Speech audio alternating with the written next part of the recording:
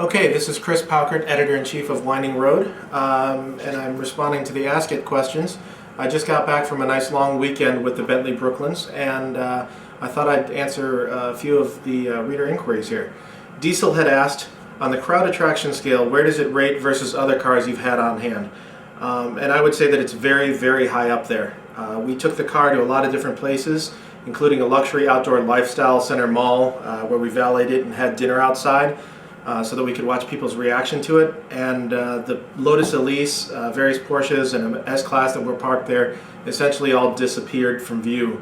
It seemed like everybody appreciated it, regardless if you were a young kid or an old gentleman. Everybody seemed to hold it in pretty high regard and were pretty fascinated by it.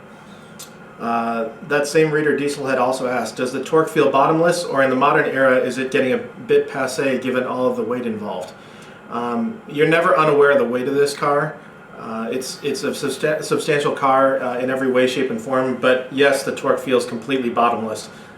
There's 774 pound-feet of this stuff, and I've yet to drive a car with more torque.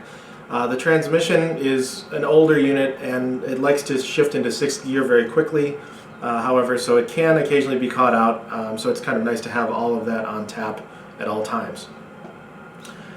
Chart Guy asked an interesting question. Are there any things that you take for granted in common vehicles that are not available in this one?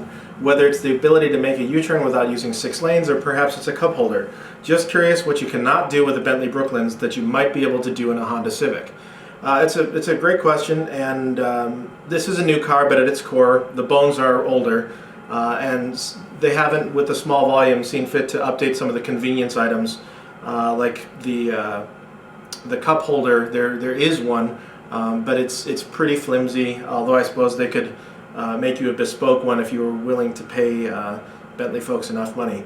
And also the satellite navigation, which I've railed against before, is an old Alpine unit, which really is not worth bothering with. Ian asked, I will ask the obvious, if you had $400,000, would you buy this car? Is it worth it? And really, is it worth 2 times the price of the Continental GT Speed? That's another good question, and from a craftsmanship and exclusivity standpoint, and potentially as a long-term investment, considering they're only making 550 of these over 3 years, yes, it's worth the asking price. We've been to restaurants where there are 2 or 3 Continental GTs lined up at the valet stand, and despite being truly wonderful, beautiful, faster cars, the Brooklands is obviously the big daddy of the bunch. So if you're prizing exclusivity and the craftsmanship, it is worth it if it's a practical kind of consideration and A-B comparison process. Perhaps not, but I imagine you're not a typical Bentley Brooklands customer at that point anyway. Another interesting question by Jonathan Fung. When you drive something this luxurious, do you ever acquire an air of presumptuousness and arrogance, the sense that all Kias and Hyundais around you are just far more pedestrian? I think this probably varies from person to person, and it might be different for other people, but for me, quite the opposite actually happened. I felt that rolling art like this, especially the interior, deserves to be shared. So instead of being aloof and walking around with a cane and a top hat, I wanted people to check it out. I wanted to see what their reactions were. And I was quick to point out that the car wasn't mine, which I think is something that my 13-year-old son was a little embarrassed about, or would rather me not have done. But I think, when you've got a piece of artwork like that, everybody deserves to see it. It's kind of like everybody getting into a museum. It's probably the only one they're ever going to see. Last question, I think a couple of you asked this. How many ping-pong balls fit in the trunk? Sadly, I have no answer for you.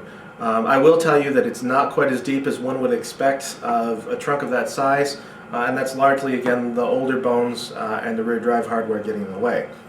That said, I did fit quite a bit into the trunk. A carry-on suitcase, a duffel bag, a tent, 2 folding chairs, a small cooler, and a bunch of other stuff all at the same time. And there was still the entire capacious back seat, which is just gigantic, should I have had the need to store any more stuff. So you can definitely spend a nice long weekend with it, or probably pack away a week's worth of clothing for a couple of people and head to the resort. That's it. Thanks for your questions.